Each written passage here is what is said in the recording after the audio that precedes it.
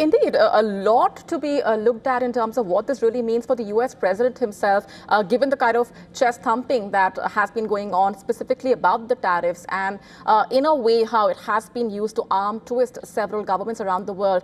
Going back across to Susan quickly, Susan, just help us piece together what has unfolded since the ruling came in, the kind of sentiment that you're picking up, and what kind of timeline we're looking at right now, also when it comes to the reactions coming in from the White House.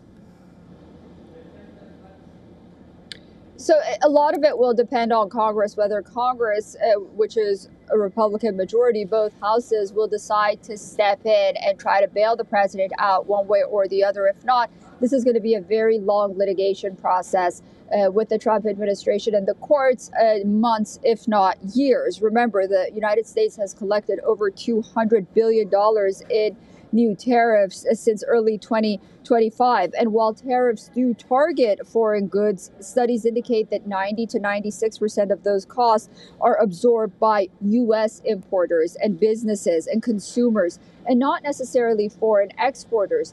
So despite the fact that the economy is doing very well right now, it remains to be seen, which direction the government wants to go on the one hand.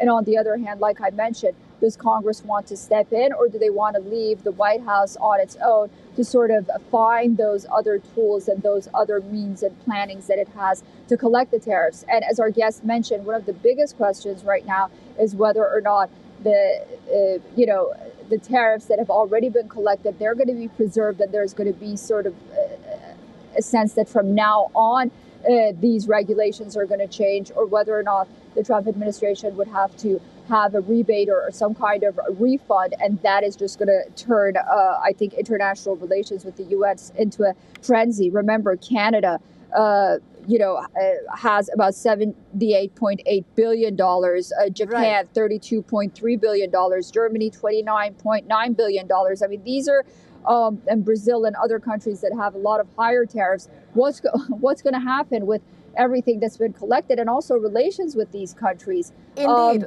Speaking of which, a lot of questions. Relations with the countries, Susan, I'll just come back to you quickly, getting in these breaking developments coming in about the reactions that are trickling in from around the world. Of course, as anticipated, this is going to be a development that's going to be closely watched.